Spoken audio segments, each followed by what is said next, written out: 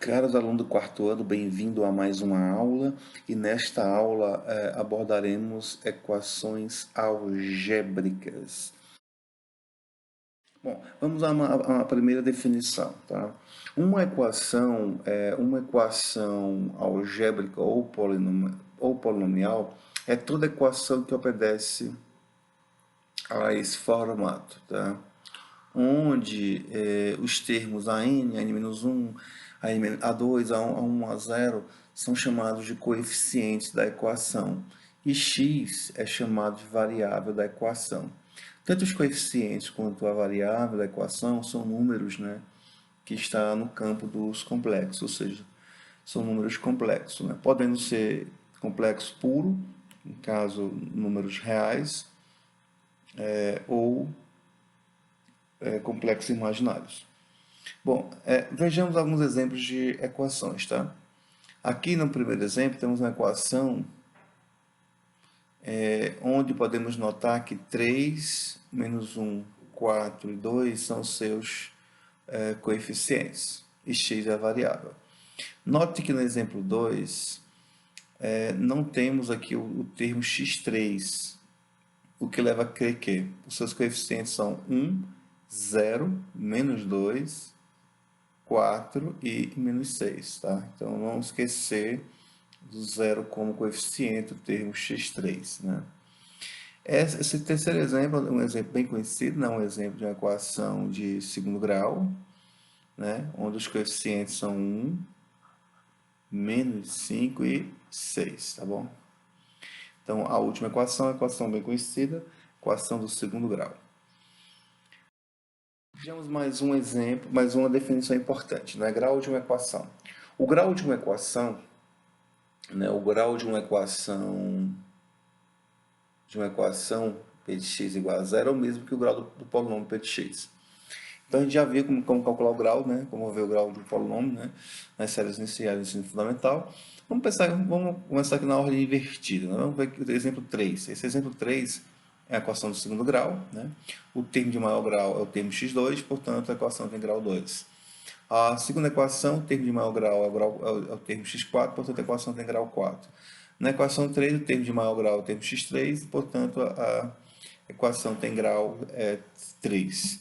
Vejamos, vamos ver mais na frente alguma relação entre o grau e o número de raízes, tá? Uma definição, né? O que é raiz de uma equação ou o que significa resolver uma equação algébrica, né? Resolver uma equação algébrica significa determinar suas raízes, isto é, os valores de x tais que p de x é igual a zero, tá certo? O conjunto universo considerado é o conjunto dos números complexos. Então, portanto, aqui nós temos um exemplo simples, né? Resolva a equação. Note que se a gente desenvolver esses produtos, chegaremos numa equação do terceiro grau, tá? Mas aqui, para resolver, não precisa a gente desenvolver, pelo contrário. Temos aqui um produto de 3 fatores igual a zero. Portanto, para que esse produto seja zero, basta que um dos fatores seja zero. Ou x menos 1, ou o x mais 2, ou o x mais 4. Da primeira, você tem que x é 1. Da segunda, você tem que x é menos 2. E da terceira, você tem que x é menos 4. Portanto, a solução para esta equação é menos 4, menos 2 e 1. Certo? Essas são as raízes reais desta equação. Mas na frente veremos alguns resultados, né, que relacionam o número de raízes com o grau da equação. Bom, vejamos alguns resultados importantes. Tá? Toda equação algébrica de grau n, com n igual a 1, admite pelo menos uma raiz complexa. E uma consequência desse teorema é que toda equação algébrica é uma variável de grau n terá no máximo n raízes distintas ou não. Exemplo disso é essa equação de grau 3, tá? Se ela tem grau 3, então isso quer dizer que ela tem no máximo 3 raízes. Tá? Então, uma equação não pode ter um número de raízes maior do que o seu grau. Um resultado muito importante esse, tá? Teorema da decomposição. Todo polinômio, né, de grau n pode ser decomposto em produtos, né? Por exemplo, P de x pode ser decomposto como sendo A, que multiplica x menos x1 elevado a R1, x vezes x2 elevado a R2, vezes x menos xn elevado a Rn, onde os termos x1, x2 até xn são as raízes. E A é o coeficiente do termo dominante, ou seja, o termo de maior grau. Esses índices, né, R1, R2, Rn, está relacionado com o conceito que veremos mais na frente, né, qual chamaremos de multiplicidade da raiz. Então, antes de chegarmos nesse conceito, vejamos aqui como decompor essa equação e em seguida resolver esta equação de terceiro grau. Observe que aqui a gente pode colocar o x2 em evidência. Ao colocar o x2 em evidência, ficamos com x menos 2. Se colocarmos aqui o menos 1 em evidência, a gente vai ficar exatamente com x menos 2. Portanto, podemos colocar novamente o x menos 2 em evidência, ficando com dessa forma, x ao quadrado menos 1 igual a zero. Então, note que nós podemos ainda fatorar o x ao quadrado menos 1, ficando em x menos 2, que multiplica x menos 1, que multiplica x mais 1 igual a zero.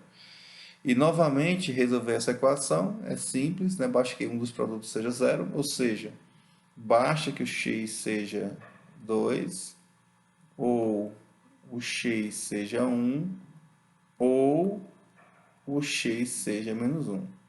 Qualquer um desses valores torna a equação verdadeira, de sorte que a solução para esta equação é menos 1, 1 e 2. E uma forma de escrever essa equação na sua forma decomposta ou na sua forma fatorada é x menos a raiz, ou seja, x menos menos 1, x menos a outra raiz, x menos a outra raiz igual a zero. Note que o termo dominante tem coeficiente igual a 1, portanto aqui fica 1, que poderia ser omitido na verdade, né? Então essa seria a forma decomposta, né, ou fatorada da equação acima. Bom, então agora vamos ao conceito de multiplicidade, né? Ao decompor um polinômio de x em fatores de primeiro grau, observamos que o fator x menos a pode aparecer uma vez, duas vezes, três vezes ou m vezes, né? Então podemos dizer que a raiz a da equação tem multiplicidade ou 1, ou 2, ou m. Vejamos este exemplo. Neste exemplo, temos uma equação em que 3 é raiz, menos 1 é raiz e 5 é raiz. Como aqui temos expoente 3, então a gente diz que a raiz 3 tem multiplicidade 3. Raiz de menos 1 tem multiplicidade 2 e raiz 5 tem... 5 não, menos 5, né?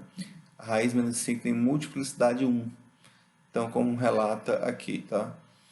Então, note que essa equação ela tem grau 3, mais 2, 5, mais 1, 6. Tem grau 6. Então, ela tem no máximo 6 raízes. De fato, a 3 é raiz tripla, 2 é raiz dupla e menos 5 é raiz com multiplicidade simples, ou seja, multiplicidade 1. Né? Vejamos mais um resultado. Se o número complexo a mais b é raiz